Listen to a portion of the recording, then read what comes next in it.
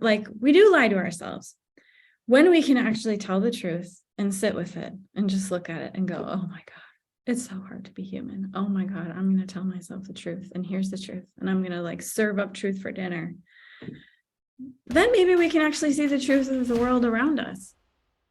Welcome, Katie Hess, to the Dr. Tina Show. I'm so excited you're here. You are such a dear person to me and my heart. And you are the founder of Lotus Wei Flower Essence line of luxurious products, and they have changed my life. And I'm so excited you finally came on today to talk about this. Would you please introduce yourself and tell the audience a bit about yourself and how you got into flower essences? I know that's probably a big, long one, but you are an authority, and I want you to share that. Yeah. So I've been working with flower essences for the last 20 plus years. Literally right as soon as I got out of college, I traveled a lot and was really just like on the hunt. What's the thing going to be? Like, how can I help people? And I ran into this incredible expert from Spain in flower essences. And he said one thing to me that just kind of changed me forever. He said, if we can get 3% of the world's population taking flower remedies, it will change the future outcome of this planet. And I thought, wow. I mean, he wasn't really specific about like how we were going to change the world this way, but I thought 3%, like I think a lot of us want to help. And there are so many problems. And I think a lot of us think like we feel a little like heavy and buried under all the things that are going on. But then you think 3%, no, we can do 3%. That 3% is capable of creating this ripple effect that can literally change the future. So I came back to the States after being trained in flower essences. That was in 2001, Tina. It was like the worst time to come and I was so painfully ahead of the curve. Oh my God. Yeah, it was like meditation wasn't cool. Yoga wasn't cool. So it was a struggle at first. So I spent the first 10 years doing one-on-one consultations. At a certain point, I saw so much freaking change in people that I was like, I cannot do one-on-one anymore. I have to do this at scale. So then I spent the next 10 years basically teaching myself how to be an entrepreneur because I knew nothing about business, nothing. And here we are. Yes. Well, I was introduced to you through a colleague, Dr. Kayla Eckert, and you invited me to speak at your event last year. I think it was last December, and it was amazing. And I got to see your center, the Sand Center, which was such a beautiful building. I did not realize at the time that's where you actually manufacture and ship from. Is that right? We manufacture everything from, downstairs. Downstairs. God, you guys, if you are anywhere near Phoenix, you have to visit this place. It's so great. And you've got fellow colleagues making amazing chocolates, and there's beautiful, the whole place, it's just magical. People have to go there. I just had my event there. It was so lovely. And so for everyone listening who saw my event on Instagram, that's where we were. We were at Katie Hess's. So this is your house, basically. So nice to have you guys. Yeah. So, okay. So we're going to talk about flower essences, but we're going to put it in the context of leaning into the truth, because we were just talking offline, and that seems to be resonating. We are in dark times. You mentioned that it's a spiritual war that we're dealing with. I completely agree. This week has been, I'm so, I don't know what the word is. I guess sensitive. I'm sensitive to what's going on in the world, and I feel it all the time, and I feel it through every cell in my body. And I was having such a hard time dealing with it when I met you and I was introduced to your line of products, and they truly saved my life. Like I have them. See, I will for anyone who sees this video later, I've got them just stacked up. There's a whole, look, Katie, look at my shelf behind me. I've got them. The whole shelf up there is your whole line. I douse myself in these every day, and I've got everybody in my life on them. They have helped me kind of see through the bullshit. And I think for me, it's been able to lift a weight off of me that I was carrying that I didn't want. And it's the world's weight, and I didn't want it. And it's really been helpful in releasing me from that. But I think also being able to see what's real in front of me, and then allowing that shift to happen without it being conscious, if that makes any sense. I don't have to sit there and like go to therapy and talk about it. I can just use the flower essences and I can shift through that. And then this week has been particularly troubling, going back to the spiritual war thing, which is what I'll shut up in a minute and let you talk. The whole Balenciaga thing that came out, with the child pornography and well, there are glimmers of it. But really what caught me was just the Satanism of the whole campaign, just in our face, like this to me, this entire pandemic has been the light versus the dark. It's been very clear to me. I've been dealing with people at scale on my Instagram that are genuinely, that demons have come at me, and so I've been trying to tell people, like, they want to get into the nitty gritty of it and this and that. And I'm like, no, you guys, this is just light versus dark. Like, we are in a spiritual battle and we are the light bringers, and there are really dark forces afoot. I don't think most humans can comprehend that real evil is happening, and it's happening. And maybe my listeners think I'm getting too woo-woo here, but that's how I've seen it this whole time. And so this Balenciaga thing really, to me, was the first time it was in our faces, just blatantly in our faces, with no apology, nobody canceling anyone, nobody stepping back, everyone saying, oh, well, they're just reconsidering their strategies. They're going to reconsider their advertising. And I'm like, oh my God, we've been canceling people for the past however many years for even daring to speak a word out of line, but yet this is happening. And so I won't belabor it, but that to me is the darkness, right? Like, right up in our face, on our TV, on our Instagram, on our socials. How do we lean into the truth when I feel like half the world can't even see that? Like, that's where I'm at. I feel like I'm living in a different reality. Yeah, well, you are living in a different reality. I think that's one of the things that surprised me the most about the last couple of years, and watching our community, the people who were regularly taking flower essences. And we can talk more about what are flower essences and why are they not essential oils, and what the heck are they actually. But the thing that surprised me the most, Tina, was in our community, the people who were on them regularly, like weaving them into their everyday lives, were not affected by the last few years.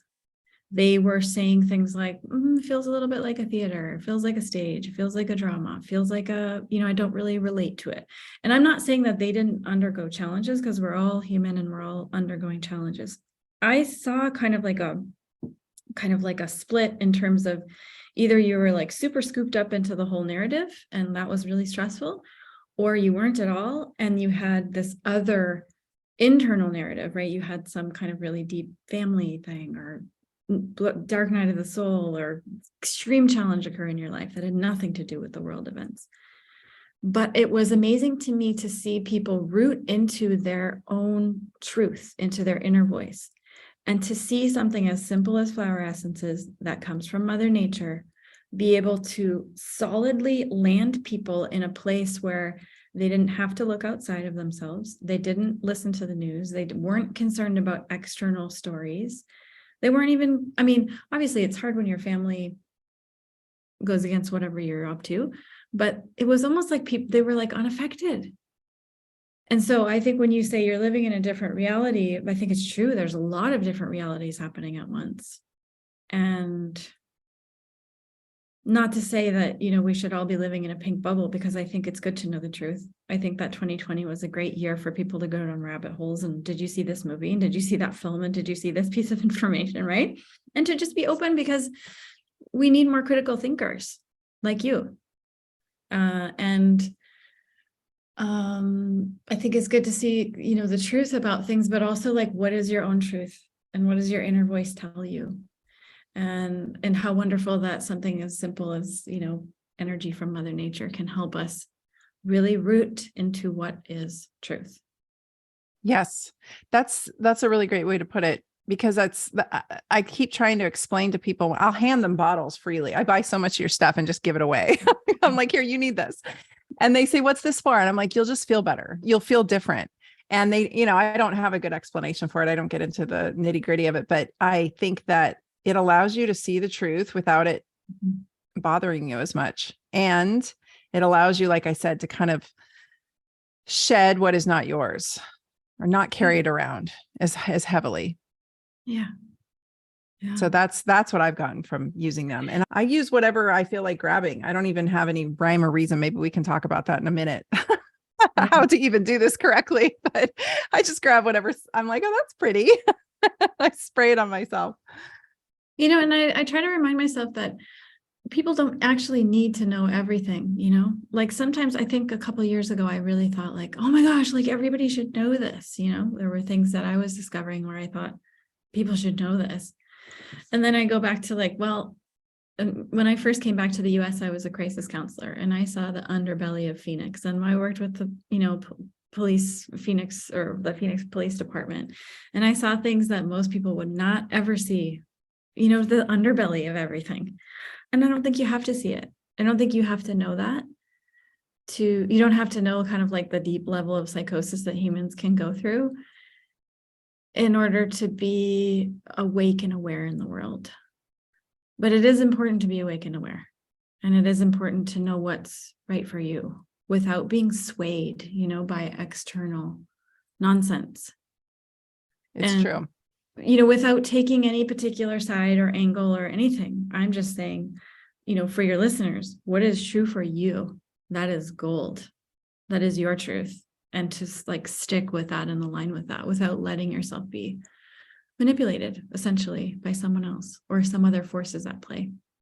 How do people, the truth for me is so obvious. Like it's really obvious. It looks like golden ribbons coming out of somebody's mouth. I can see it. And I get this weird tingle that I just know I'm hearing truth. And the same goes for lies. I know when I'm being lied to, and it's clear as day to me. There's no, I don't care how good they are at lying. The sensation that comes over my body tells me everything. Why can't so many people see the obvious? Like, how do we help them see the truth? And I'm not trying to say it has to be my truth.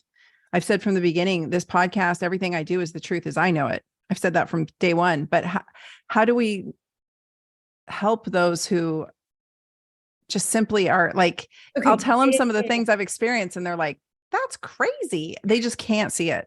Okay. So from my perspective and my experience, everything has to come from the inside out. So our whole philosophy here at Lotus Wei, and it's not just like we're a company selling things. There's like a whole ecosystem here. And I mean, you've seen it. You've seen my team. We walk our talk. We go through everything inside before we bring it out. And a company can only ever be, and their products can only ever be as good as the people running it at the top. So we really are putting things into practice here. The way to change the world is from within. The way to change the world is inside out. I mean, it's like, you know, just as much as I do, like you can't like go around spending all your energy in like charity and volunteering and like exhausting yourself and killing yourself and bending over backwards, saving this cause and that cause. And like at a certain point, you're like, whoa, this isn't the path, right? And you come back in and it's like, actually, no, the way to change the world is inside out. And a lot of, you know, incredible spiritual leaders like His Holiness the Dalai Lama, they'll echo the same kind of similar sentiments. Change comes from here. And then also kind of like, what a relief. Whew, okay, we don't have to do it all out there. It's just here. So if me living in my own little world am fighting my own inner demons or working with my inner demons or falling in love with my inner demons or inviting them to dinner or, you know, making friends with them, that is directly impacting or creating this kind of ripple effect, like what I was talking about from my flower essence teacher. It's creating a ripple effect immediately, instantly, spontaneously on all the people that I'm connected to. So if you're doing meditation practice, if you're doing self-awareness practices, if you're trying to be a better person every day, if you're trying to improve, if you're taking flower essences, if you're, you know, living a righteous lifestyle with integrity and honesty, you are changing the world, period. You are. And I think if I return to that philosophy with your question, how do I get people to see the truth? I think where people split is when they can't handle it. I can say from my experience that, I know I'm talking a lot. We're just going to try to get this out here. Most human beings, like, especially in our culture, we are not taught on how to cope with things. We are not taught how to cope with the death of a loved one. We're not even taught how to cope with the death of our pets, you know? Like to let our dogs die naturally when they are ready to die without injecting them is like something that is foreign to us, you know? We don't necessarily know how to deal with a breakup. We don't know what to do if we find our spouses cheating on us. Like all of these things that make us lose our crap. Like we don't know how to deal with it. We've never been taught like, really good coping skills. We're just thrown pills, maybe therapy, talking. And a lot of times talking about it just recreates it and makes it even worse. Not to mention the side effects of all the different types of other pills and substances or numbing substances or drugs or all the other kind of things out there, right? So we're in this situation of it's hard to be a human being. It is just hard. Just being a simple human being and having to live, birth to death, being sick in between and all the stuff we go through is freaking hard, right? It's hard to be human. And then there's this thing like we don't want to feel things. We want to run away from them, or we want to be perfect, or we feel like this part of ourselves, we hate it. It's ugly. We put it in the closet. Like, I don't want to look at my jealous self. I don't want to look at the self of me that's paranoid about betrayal. I don't want to look at the self of me that's angry, right? There's like all these little parts and pieces of ourselves that we don't like. Okay, so what I'm saying is the more we can become comfortable with these inner demons of our own, the more we can sit with them, the more we can invite them to dinner, the more we can be gentle with them, the more sort of whole we become as human beings, the more we can open to see the truth of what's on the outside as well. Because if we're afraid to look at our own shit, we are not going to be able to look at the shit out there. It's like a schism. There's a break in ourselves. So we just have to lie to ourselves. And I know I sound really extreme right now, but I guess if people are listening to you, they're kind of used to you laying it straight out. Yeah, you're in the right place. But it's like, we do lie to ourselves. We do. I have lied to myself before, right? I was like, oh, I'm fine. It's okay. It's all right. Or I'll just keep doing this thing, even though it's really ugly. Like we do lie to ourselves. When we can actually tell the truth and sit with it and just look at it and go, oh my God, it's so hard to be human. Oh my God, I'm going to tell myself the truth. And here's the truth. And I'm going to like serve up truth for dinner. Then maybe we can actually see the truth of the world around us. That's so here though. Yeah, that's so accurate. I hadn't thought about it that way. People are not able to even speak the truth to themselves in their lives. No. So they can't see what's outside. I mean, hadn't even considered that. No, I mean, there are people out there, whose husbands are cheating on them all the time, and they're sticking around because they don't feel like they deserve better. There are people out there who are smoking weed every hour to numb out reality because they just cannot be sober and sit with what's real, and everywhere in between, right? It's like, and I say it with total compassion and understanding, like absolute, I get it. I understand. I've had moments of that. Like I know that feeling. But yeah, if you can't tell yourself the truth, then how can you tell yourself the truth about anything?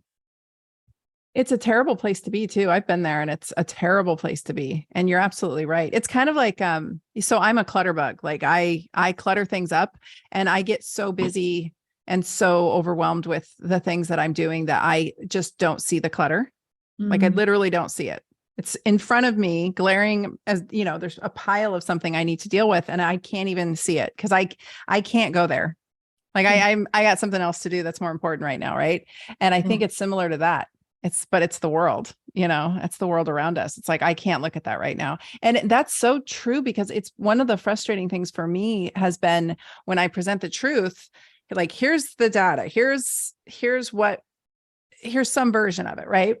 And people get so offended and I think, well, why won't you even look at it? And they're like, I don't want to talk about this right now.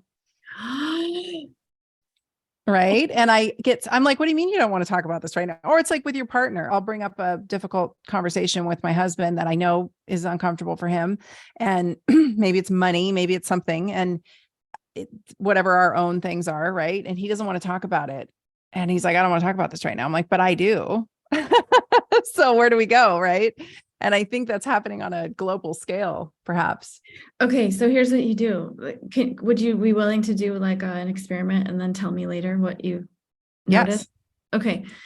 So you could take any number of flower essences to sort of like soften this experience, maybe Divine Within, the new one. But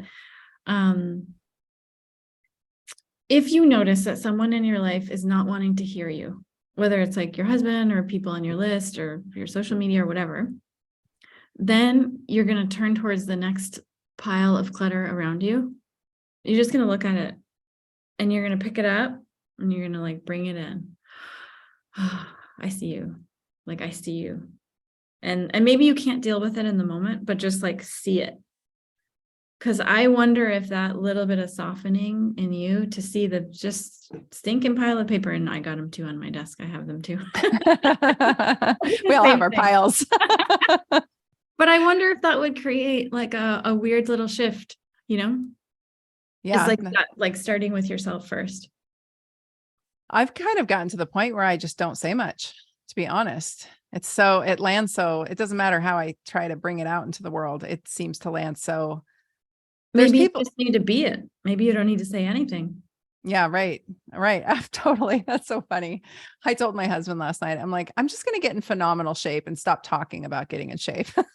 Just see if somebody gets the hint. I'm so tired of beating this drum and I know it's landing. I know there's a lot of people listening to this right now. It's landing. And I showed Katie to the listeners. I showed her this monocrop I stare at as I talk. And I told a follower this morning on a DM, I often feel like I'm speaking into the abyss. You know, I'm just sitting literally like, here's this giant monocrop. I feel like I'm speaking into the abyss. I don't even know if people are listening. Mm-hmm. I don't really keep track of my stats. So I don't know if I have one listener or 20,000 in a week. You know, I don't pay attention to that so much. And so I just sit here and speak about the things that matter and bring on cool guests like you that speak about the things that I think matter. And hopefully it lands, but there is that edge that I have that I can't seem to get some people to see past. And that's, I don't know if that's a hindrance or a strength though. You know, part of me says that's what people come for and they love it. And other people think I'm such a bitch. Because you're direct?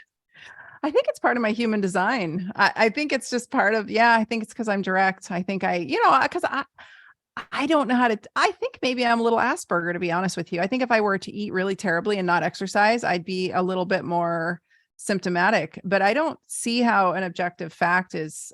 I have never seen you in all the time I've known you and watched you. I have never seen you say one unkind thing ever.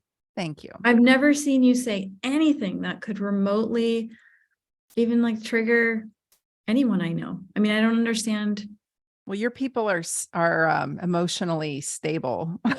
Your people are, have a high EQ. I think for going back to the folks who can't see the truth, when I present something that's so clearly, obviously true, and it's not true for them because they've been lying to themselves, they get very hostile. It's very interesting. Okay, there's one flower that keeps popping in, and that is the coral root orchid. Can we talk about that? Yeah. It's in the blend. I think you have it called Sacred Awareness. And that's my favorite. Is that your favorite? Yeah. Okay, so check this out. There's this really funky looking polka dotted orchid in there that grows in the forest up north in Arizona. And that flower is for when we have even just the tiniest little bit of desire to save people, convince them, help them, make them see. So what happens when you want to make people see is almost like we want it so badly, they start putting up walls and resistance. And so if we work with that orchid, and maybe your listeners also relate, like there's things like, God, I really wish my mom would stop taking statins, and how do I convince her, and how do I make her see that, but the more that we have a grasping and attachment to make people see, to save them, to benefit, to help, to fix, it creates an obstacle. And so that flower dissolves all of that grasping inside of us so that we feel a little bit callous. We feel a little bit like you said, and actually Sacred Awareness might be working its magic on you anyway, because if you're starting to feel more like, I don't care, I'm just going to work out and do my thing. I'm not going to say anything. I'm not going to help, quote unquote, help people anymore. Right. But then this crazy magical thing happens when all that attachment to wanting to help people goes away, people start looking for you and start asking you for the answer because they sense that you know something and you're not trying to push it on them. So they're like, Tina, what should I do about my exercise? Tina, your butt is awesome. What do I do about my my leg routine? What do I do about this? What do I do about that? And even the subtlest layers, like I remember when I first started taking that blend, I was in Miami and all of us were doing this kind of ceremony for people. And I could feel the team just like not caring if it sounded good, if it was pretty, if people liked it, like didn't care. We were not trying to help those people in that room anymore. No more helping. And I think it was the most powerful ceremony we ever did because it was just elicited zero resistance from anybody. This is making sense. Yeah, I love it. I've been feeling that. I've been using this. Well, you gave it. Did you give this to me, the sacred awareness? Did you give this to me in Arizona a few weeks ago, or had you already sent that to me? Ooh, I might have already sent it to you. I feel like I've been using this one. But you texted me about it the other day and you were like, God, I love this. Oh man, the anointing oil. I just put it in my palms and rub my hands together and just put it in my face and breathe it in. And it's like, it smells so good. It just, I don't know. It immediately drops my head into my heart. And I just feel like I'm like based in the ground. I don't know how to say it. It just immediately brings me down out of the ethers and I have a lot of yang energy in my head and I get myself wound up and it'll just bring me like, whoop. It's great. Wow. It's like a bass drum. That's, it's like that, when you drive by a car and they've got that bass and it like goes through your body, but not in the uncomfortable way. That's how that flower essence makes me feel. No. No, I love it. Okay. So let's talk about flower essences. How do they work? What's going on here? Let's talk some of the factoids. They don't have a scent. It's more like homeopathy. It's energy. Studies in the UK are showing that bees are not attracted to flowers based on color or scent, like we thought, that the flowers are emitting an electrical frequency and the bees are picking up on that. There's this whole communication occurring. So what we're doing essentially is capturing that life force, that electrical energy, storing it in water, preserving it with alcohol. And then when you put it in or on your own body, it's essentially working with the same meridian system that, in the Far East, they've been working with for 3,000 to 5,000 years. So if you were to project an image on the wall, your wall is the body and your subtle energy bodies are the projector. So if there's an obstruction on the screen, or like, at your local movie theater, if there's an obstruction on the screen, you're not going to go to the screen and try to remove it. You'll go all the way back to the projector. So in the same sense, we're going right to the root cause of why we have physical imbalances in the first place, which is it all starts in the subtle bodies, emotions, mental capacity, energy. It's in us, it's around us, it's probably up to a couple meters around us. It starts there. And that's what we're working with flower essences. By the time it's reached the physical body, it's already gone through all those layers. Now you get this like final red flag. Then you have to work with herbs and other things, exercise, diet. But flower essence will work right at the root cause in the subtle bodies. I love that.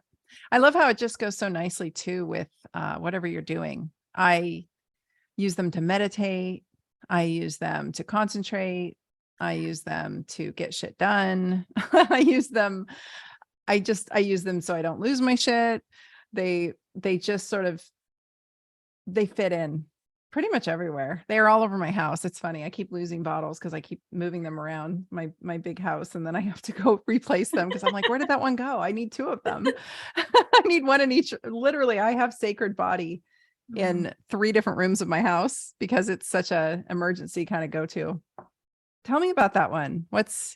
Oof. So many things to say about it. Rapid detox, very, very swift detox. Like think of like a car wash for your subtle bodies. It actually has a lot of physical ramifications too. Like it can help you shit. It can help you detox chemicals, heavy metals, other influences in the environment. If you go out shopping and you're around lots of people and you're like, oh, I just feel weird. Like I don't feel like I'm myself. then you can use it then. It's really just like clearing and cleansing on every level imaginable. This is It good also for the helps, it also helps your body amplify its own self-healing ability. What were you saying? Oh, I was just saying it's the seasonal holiday remedy right now, I guess, since everybody's out and about. I don't like peopling very much. I came home from my event. I came home from the event at your space and I slept for a week. I don't do well peopling, even if I'm with that was an incredible group of people to be around and exchange energy with, but I don't do well peopling. I particularly don't like airports and hotels and, crowded spaces. And so this is my go-to, the sacred body, because I just think of it as like the clearing of other people's energy and their immune systems. We've got going back to that, not to get literal, but I think we've got a lot of people with a lot of busted immune systems, and that's contagious. It really is. Part of that's my opinion. Part of it's my personal experience, lived experience as somebody who, how women will be around other women and it will change their cycle. Yeah. My immune system responds to other people I think, well, all of ours does, but mine's particularly funny, and it's always done that. And it wasn't until I realized that and started actually living my life accordingly that I found robust health, or more robust health, I should say, than I had prior. And when I'm peopling a lot, I am constantly ill. And I don't think it's because of infectious organisms necessarily. And it might be stress, it might be whatever, but I think at the end of the day, it's just too much interaction with other people's immune systems. And I think right now we're sitting in a very interesting place with that. And so I use sacred body to just sort of like, get it off. Get it. Particularly here in Portland, Oregon, when I go to Portland, like everybody's so heavily vaccinated and generally so unwell in general. And they really do look like zombies, and it's terrible. It's hard to be around. It's so much different in Arizona. You guys have such a vital life force there. I love being in Arizona, but yeah, it's like we're sponges. And, I think like sometimes it shocks me how quickly you can feel a difference, if you start eating somebody's sourdough bread who's really skinny, like this has been my experience. I lose weight because I'm like taking in their microbiome, and it's like, wow, just the bacteria on their hands. I was like, this is fascinating, right? And then you spend time around people and you start talking like them, like if you have like a family member with an accent, you start speaking like them pretty quickly. You start thinking like them. So when you say like your people's immune systems are contagious, it's like pretty much everything's contagious, right? We do have to choose really wisely who we spend our time with. I agree completely. And I was very careful even in my clinical practice of who I would let in. I didn't actually take care of really sickly people because I didn't have the immune system for it. I was very careful to choose people who were generally on the path already of health and just needed some tinkering, and I took a lot of shit for that, but it's for that reason, is that we take in, especially when you're putting needles into people, you're definitely getting feedback on their everything's coming, traumas get locked in the joints and in the musculoskeletal system, and you hit it with a needle and it's like opening a nest of spiders. It's wild. Wow. It's so wild. I wish I'd had these in my practice at the time. We could have been clearing the space much more readily. Yeah. Wow. Yeah. Go ahead. My flower essence teacher used to say, like, name the 5 people you spend the most time with, and that will be you. It's like, oof. Okay. It's true. And there's people I found throughout this pandemic, there's people who really are living amongst people they don't jive with. Health-wise, emotionally. I get so many messages from people because I have such a big audience, and I hear from a lot of different people, a lot of different things. And it's hard. Like they're not in alignment with their husband. They're not in alignment with their children. And they're, especially since 2020, some of these folks have woken up and their families haven't. And that's a really challenging place to be. I can't imagine. That's where the flower essences come in, because they're like the secret weapon. You don't need to say anything. You don't need to show anything. You don't need to save anyone. You just use them. Just use them. Just use them. Just use them. And then they rub off on other people. Oh, they must be contagious too then, right? The shift, right. That energetic shift is going to definitely impact and ripple out to those around you. I love this. See, this is great. Okay. So why do they smell so good? Because they're not essential oils. Well, we do use essential oils. So we have elixirs, which are just the traditional way of taking it. I mean, for thousands of years, Doctors used to tell their patients, go look for this particular flower and plant and drink the dewdrops from the top of that flower every morning for your mental health. So the elixir is that kind of traditional way. It's like dew captured in a bottle. But then we have the mists and the anointing oils and the body oils, and we do add essential oils because it's so yummy and it's so luscious and it's such a great combination. And well, frankly, in the beginning, I had to because nobody wanted to take things internally. So I was like, just think it's a nice scent and then you'll get the other benefit. Just put it on. Yeah. Just enjoy it. So the delicious scents, which are so good, by the way, they're so good.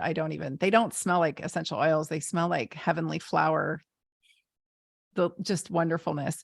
I mean, just the smell alone brings joy using them, So does the impact of the essential oils, because those have their own properties, does that impact the delivery of the flower essence? I think they work hand in hand. It's basically like, it's like a full-on bouquet, I mean, you're like working with all the senses. Flower essences by themselves are cool, but there's no sensory experience unless you're super tapped into your sixth sense, right? And then essential oils are awesome, but unless you have that like vibrancy and life force, it's kind of like an outfit that doesn't have a sexy dancer in it. It's just like straight lavender. Great. Lavender oil. It's just like alive. So the two together are like the sexy dancer with the great outfit and smells good. I love it. That is that's the description. Oh, I love that. So how do people use these? If they were listening, my listeners probably are very intrigued, and I have an affiliate link I'm going to share with them, but how does one make the appropriate choices for what they oh my God. Yeah, are drawn to? Stinking easy. So if you have the internet, you can go to our website, Lotus Wei, and it's wei.com. In the upper left-hand corner, there's a button for a quiz. And you literally just choose the flowers you're visually most attracted to, because your eyes will pull you towards what's most healing for you in the moment. You can trust that. Then you see what you get, and then you just like incorporate it however you will most use it. If you're the kind of person that takes like herbal tinctures and supplements, you might like the elixir. You can just throw it in your water bottle, your coffee, your water, your tea. You don't have to, you just drink it in your beverages. Easy. But if you're the person that likes yummy scents, or you like to put on oils or perfumes, or share with the people around you, or you've got children you want to mist, or your husband, or whatever, then maybe you want the stuff with the scents in it. It's really just, what will you use the most often? Because with the level of EMFs that we have going on right now, with just like 5G and our phones and our computers, and we're so bombarded with invisible energy right now, that the more frequently we can get it in, and like you said, it's in every room in your house, same for me, because we've done live blood analysis, and it is freaking insane what we're seeing. Tell me about that. Like pretty much every one of us, when we do the live blood test, we're seeing all of our red blood cells agglutinated. So they're all like stuck together and jammed together, and there's no space, and they can't breathe and they can't move. And, that leads to a higher incidence of, pathogens and yeast and candida and viruses and all the yucky stuff that is in our bodies to begin with, but we don't want it to overrun us. I have a theory that a lot of us are becoming more imbalanced because of the EMFs and 5G, but that's just a theory, and we're not spending enough time in nature. But what we see is that even if you just missed yourself, it was just like shocking. You see it immediately. You do another blood prick and you put it up on the screen, and your whole profile is completely shifted and changed. Everything releases, relaxes. There's space in between your blood cells. The pathogens are less empowered. Like you see less candida and less junk, it's like totally shocking. I would have never expected to see such an immediate result. I would have thought like, oh, we'll do like a several month study and maybe we'll see it change. You see it in seconds. It's nuts. It's wild. I saw a video of that with grounding. They just took this little old lady. They did a dark field microscopy on her red blood cells. They were all stuck together. And then she went outside and grounded for 10 minutes. I think the reason, I'm guessing, but I think that this probably plays into, do you know about structured water, fourth phase water? Tell me more. Well, your water is actually structured in a, it's not just H2O. It's actually more of like a crystalline gel structure when you're healthy. Yes. Yes. And so this is what I did a podcast with Dr. Stephen Hussey. That's several episodes back that people can go listen to. We'll link up in the show notes, but he talks about it there. And, the heart is a pump. And we used to think, okay, the pump pumps and it pumps blood out of the aorta and it goes through the arterial system and then it comes back through the venous system. And the venous system return is based on your musculature, which to some degree this is true. But how on earth does the heart pump and get blood out to the fingertips like that? It can only happen because of this fourth phase structured water. It creates a vortex and it vortexes its way out there. And so people that are unhealthy, that are being bombarded by EMFs and 5G and television and blue light, and they never go outside and they never connect with nature and they don't exercise and they don't do anything healthfully and they're eating junk food, their water is unstructured. And I felt this in clinical practice when you can hear me on that episode with Dr. Hussey. I was like, my mind was blowing because I felt this in their tissues. I would put my hands on people and I could either feel turgor. I would literally say that, like, you either have good turgor in your tissues or you don't. And I think it was because their water was either structured or it wasn't. But things that structure your water are infrared light. So sauna, infrared sauna, red light, grounding, nutritious food, exercise. I think flower essences must be on that list if that's what happened with the with the live blood cell analysis that you spoke of. Like, that's structuring of water happening. And Dr. Gerald Pollack, I'll put the book in the show notes too. He wrote a whole book about this. He's a researcher up at the University of Washington, so not too far from me. I want to get him on the show. But this fourth phase structured water thing is blowing my mind. And there's units you can buy to structure water. But if you just take your water, like I always have a bottle of mineral water sitting here on this open window, sunlight will structure your water. Absolutely. But the water in your body needs to be structured for optimal health. And people, this modern life we live is, I think a lot of people are just having such terrible health issues because they're walking around with flaccid water. They're just got the basic old HO2, H2O, sorry. And they don't have this 3D crystalline structure to their blood, but it's kind of, I don't know it as well as many others. So I'm kind of talking out my butt here, but it blows my mind when I read about it. I'm like, this answers everything. I mean, my flower essence teacher talked about it 20 some years ago when he was teaching us. He said that in your body's fluids and blood, you have a crystalline structure. I mean, your pineal gland and your pituitary gland, this is basically like a giant crystals in the middle of your brain, right? And so when you think that we are these living organisms that have, like, when you think crystals, you think like magnification, right? So like someone comes in the room and they're really happy, and then like we magnify that. We are these walking crystals, right? And the way my flower essence teacher used to describe it was like, and we also carry up to 6 to 8 generations back in our family lineage of thought forms that impact this crystalline structure. There are thought forms that belong to your family lineage that maybe you don't really want, and you just want to turn the volume down on those. And then you want to turn the volume up on, like, who are you really? Like, who is Katie? Who is Tina? And what's your true nature? And so, I mean, if you just think, not to mention like all the external things that you were talking about, but then your thought forms, your emotions, the stuff that you're going on inside. Rudolf Steiner wrote about that too. Yeah. And the impact of injecting things into the blood and how that would impact the crystalline structure in the blood. That's huge to think about right now. Mind blowing. I know. This is why just totally random, but it kind of made me think of this. So when I was doing procedures, my whole practice was regenerative injection therapy. So I was injecting people's joints all day. And one of the big therapies I did was platelet rich plasma. So I would extract people's blood. I would spin out the platelets. I would concentrate them down and I would re-inject them. And I would put my mojo into every syringe, like, not blessing. I wouldn't say I bless them, but like I put love and light into the syringe as I walked them as I handled them. And there's a study out of Italy that I found years into doing that. I did a lot of PRP. I was very busy. I was kind of this quiet, very successful, quiet little niche practice over in Beaverton, Oregon, just cranking out great results. And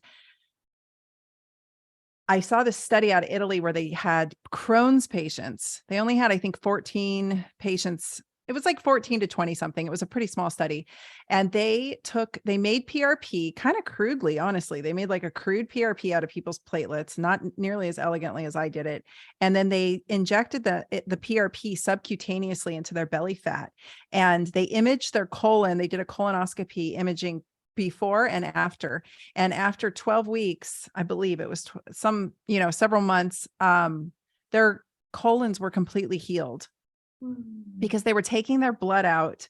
They were concentrating it down and they were shooting it back in, and it was having an immunoreactivity that was healing them. And I did something similar in my practice. I would pull their blood out, ozonate it, and then shoot it back into their butt muscle. I mean, literally like pull out 5 cc's of blood, ozonate it, and immediately turn around and inject it into their glute muscle. And it would change people's autoimmune health. It would change their allergic reactions. We did this with urine as well. Urine's sterile. I would ozonate urine and re-inject it. And I only did that for a few people who had already come to me having received that elsewhere. It was not a procedure that I offered up for just to anybody. These were people who were under the care of someone else and just were looking for it from me. Yeah. But it was miraculous. And I always wondered, like, what's happening there? And I wonder if there isn't some love. I mean, obviously there's some, like, it's self-immunopreservation, but I wonder if it wasn't creating some kind of positive force in this crystalline structured water world. I don't know. Well, and it's almost, to me, it's almost like a homeopathic. It's like what the original idea of the vaccine is or was this very tiny amount, like homeopathic, that then infiltrates and impacts the whole picture, right? Yes. I don't think people understand vaccines very well. I was talking to an MD recently, and they said they got very little to no training in vaccines. And then I was talking to a naturopathic colleague, because I did not take first year immunology at the naturopathic school. I was in the chiropractic college at the time.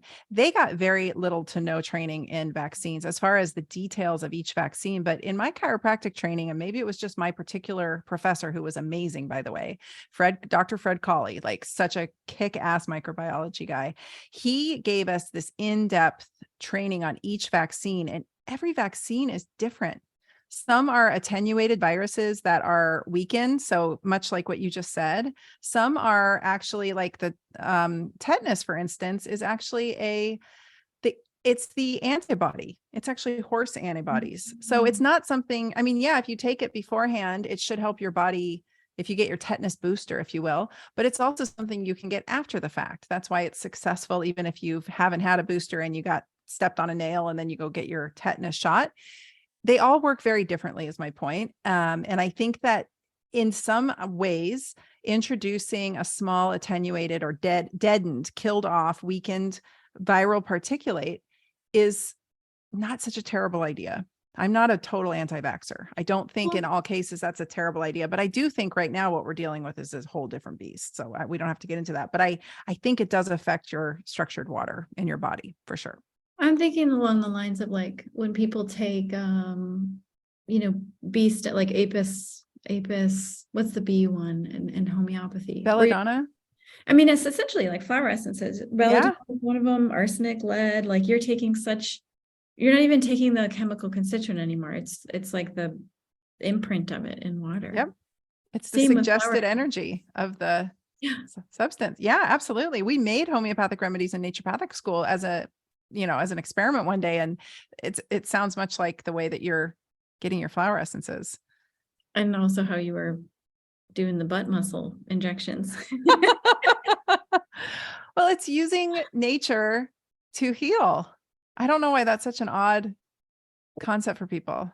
We've really lost our way. I think that's the other reason I love your product so much, because it reminds me that I'm human. I'm not a big hippie. Like I don't go out hiking and like commune with the plants that often. And I probably stay inside too much because I live in such a gray, cold place. But I do absolutely believe that we are just fancy mammals, and we've lost that as humans. I have no idea how humans think they can sit in a box all day under fluorescent lights, eating refined garbage, poisoning themselves, never moving, never going outside, sucking down high fructose corn syrup. Everything they put in their body is coming out of basically a laboratory or a factory. And then they get pissed off that, or they're shocked that some kind of illness might take them down. It's so weird to me because I'm like, we're just fancy mammals with opposable thumbs, yo. Like we're supposed to. I was hiking in Arizona the day before my event, and I have recently, as I've gotten older, started to get a little bit of a weird vertigo with heights. It's a new thing, and from what I understand, it's not uncommon actually. As people age, sometimes they just start to have troubles with heights. And I was with Carrington, my assistant, and she said, "Put your hands." We were up like hiking up a big, hill. She said, "Just put your hands on the mountain." So I squatted down and just put my hands on the rocks. And I turned around so that I could regulate my vision on the horizon and just kind of take in how I was up pretty high. And I just had to like take it in for a second, let my brain recalibrate, let my eyes recalibrate. I was totally good. So every single time I started to get the weird vertigo, I just squatted down and put my hands on the rocks. And she's like, "Let the rock ground you." So it's this kind of thing that we speak of. And I only say this because it brings me back to flower essences again. It's like, no, these are not the solution and cure for everything and anything. But the more we harmonize with being a human being in a natural world and natural order, I think the better off we're going to be in the end. And like you said, we don't always have time to be out in nature. We are indoors a lot. We are on computers a lot. That's how we're running our businesses. And so this is a way that you can bring nature in. If you've ever when's the last time you made love outside, like in the grass, under the trees, next to a river? There is something to be said about being able to absorb all those energies. And if we're not able to go out into nature, then we should bring it into our offices, bring it into every room, bring it into every drink that we drink, so that it's as if we're out in the river or in the rainforest or jungle or wherever. That's awesome. That's a great way to think of it. Yeah. So we should keep these in all the rooms of the house. I have made love outside recently because I live on 40 acres and it's amazing. So different, right? Oh my gosh, it's amazing. Well, it's just amazing. It's like working out outside. I don't think people realize, when you work out outside in the sun, we have data that your testosterone skyrockets compared to when you do it inside. It's a whole different world. So anytime you can be physical outside is a good day. And the trees and the grass and the earth, everything is stripping you of toxins. It's purifying your body. It's this incredible, talk about making love. We say it meaning partnership, but there is this totally intimate relationship that we have that we all forget about. And that is, we breathe the plant's air and they breathe our air. It's such an intimate relationship, and we forget that all the time, right? That's CPR happening all the time, and we're just not in tune with it. We forget about it.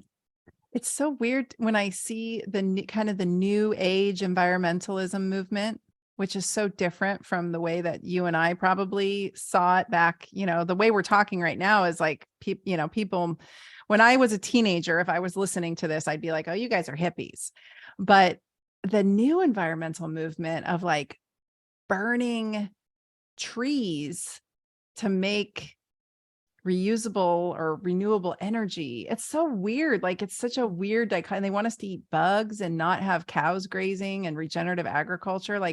We've gone so far wrong as humans.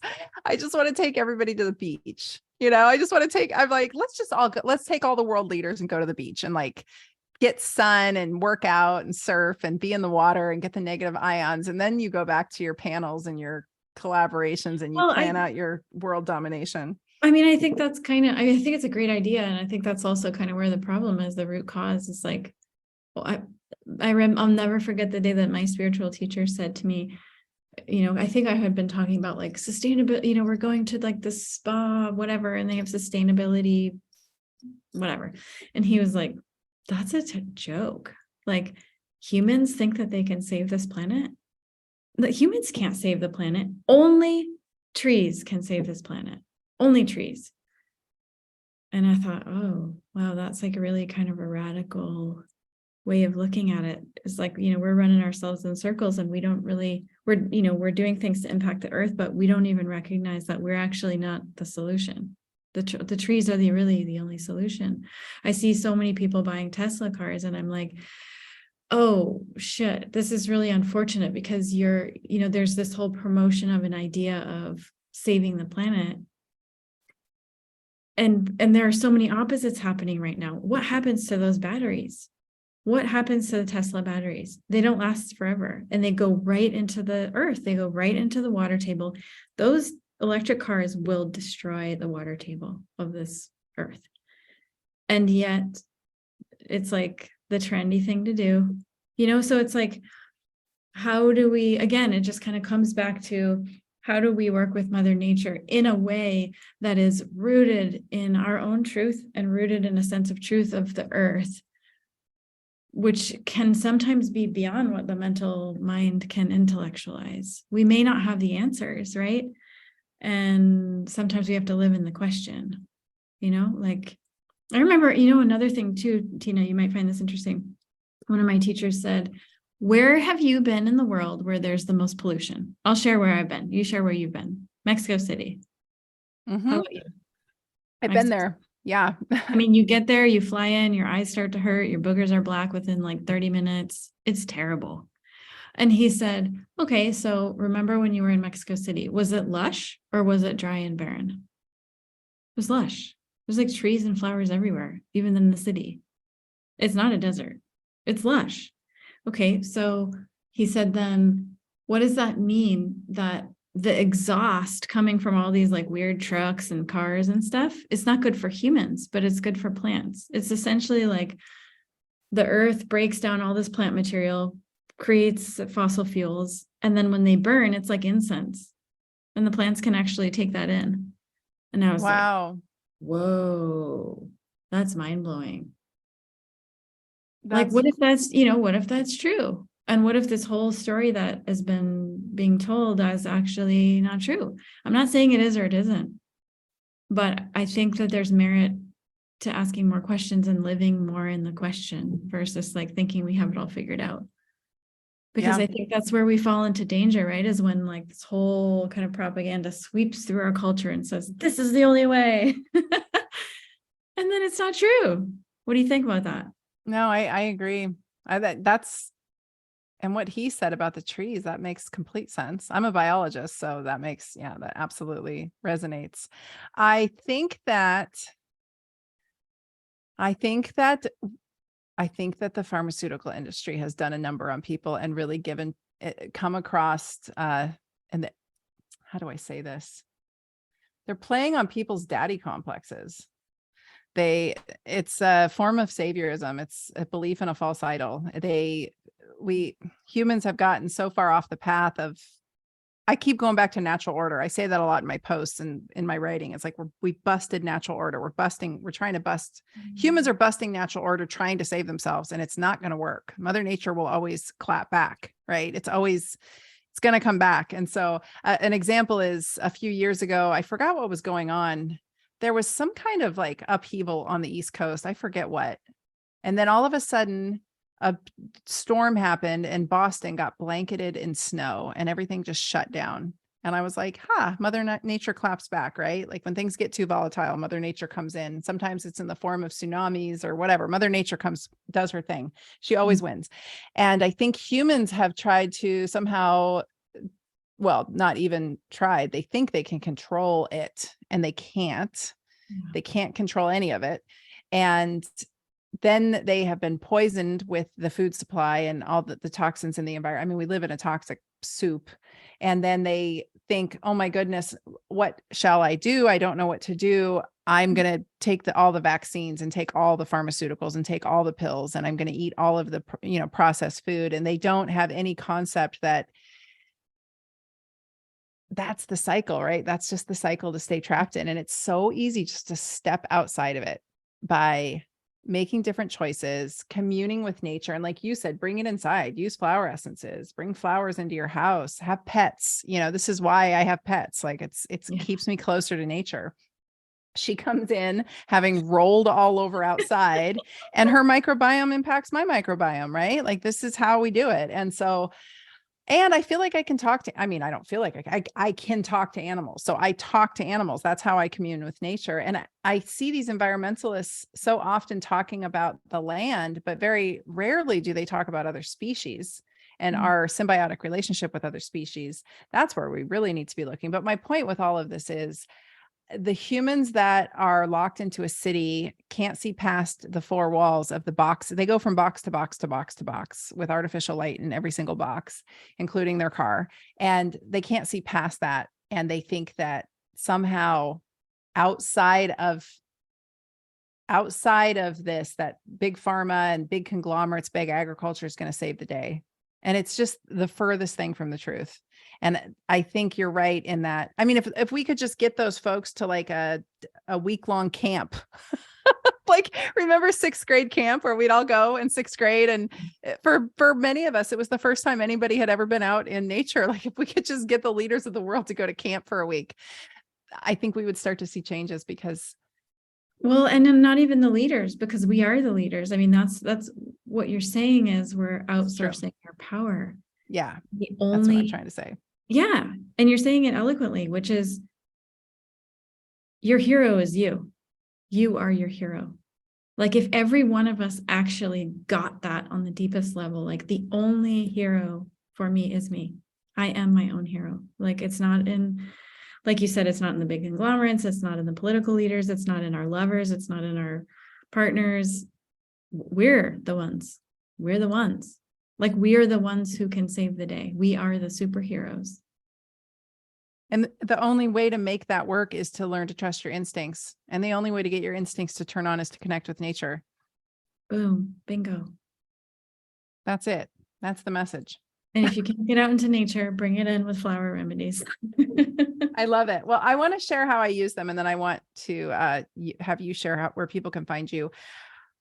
So I meditate for a few minutes. I'm not very good at it, but I don't judge myself. I tend to either fall asleep or kind of start thinking about other things. So I just give myself grace and I do it for as long as my brain will stay there. And I see colors. I envision my heart dropping into, or my head dropping into my heart, and then a color appears. And then I go, and that's the color I use for the rest of the day, because your bottles, most of them have beautiful colors. And so that's how I don't know. I wanted to ask you while you're here, was there any rhyme or reason to the color palette that you chose on these bottles? Because they always seem to be the right thing for me when I get the hit. Absolutely. There's rhyme and reason. Okay, good.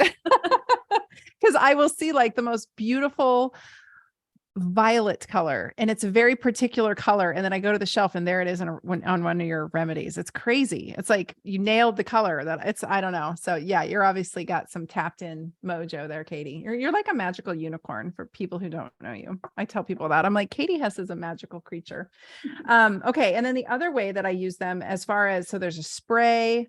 There's a small spray. I have a small spray in all of them because I travel with those, or I keep them in my bags. There's the elixir, and then there's the anointing oil.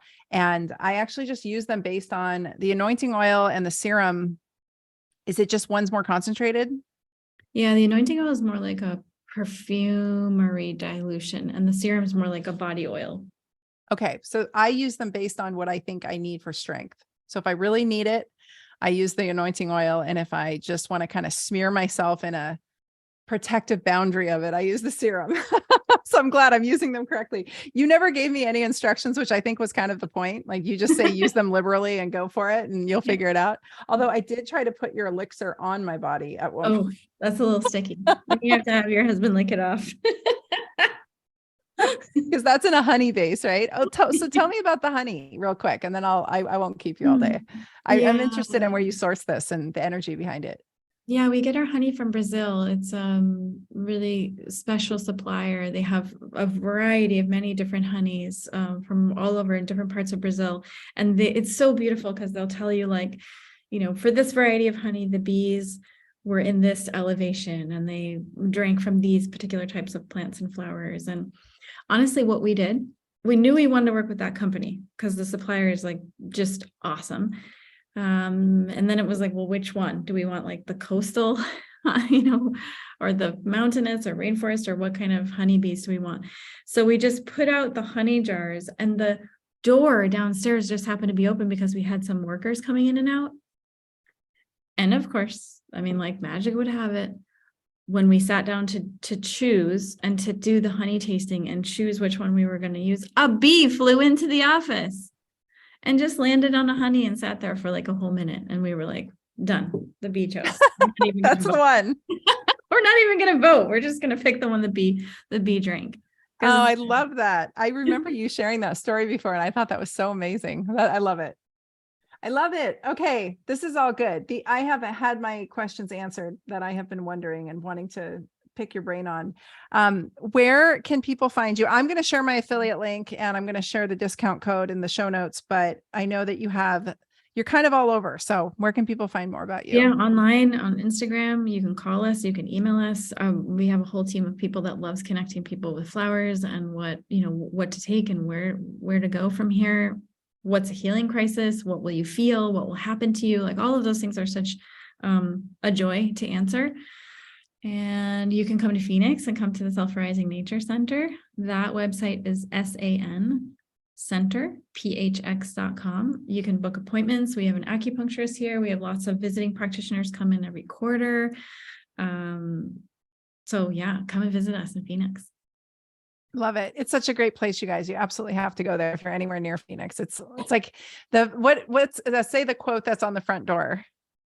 Ooh. You have leave your evil thoughts behind. Yeah, say that again. Leave your evil thoughts behind. Yes. That's the first thing I saw when I walked up. I was like, perfect. Okay. Well, dear Katie, thank you so much for spending this time with me. I always love connecting with you and talking with you, and I always feel better after the interaction. So I appreciate you so much. And I'm so glad that I met you and got to become friends with you. You're such a joy to be around. Thank you. I think you impact a lot more people than you realize. And it will be interesting to hear from you in a week or two about turning towards the piles. I will do it. I'll do the experiment. Oh, I got to show you before I close. Look what's happened since we've been talking. You see all that beautiful sun? You have like the cleanest office ever. I don't know what you're talking about, clutter. Whoa. Oh no, you're not seeing her. Look at the sky. Wow. All the clouds left and the sun came out since we were talking. You're magic. You're a magical creature. Okay. I love you, lady. Thanks for being on the Dr. Tina show, and we will talk to you soon. Okay. Thank you.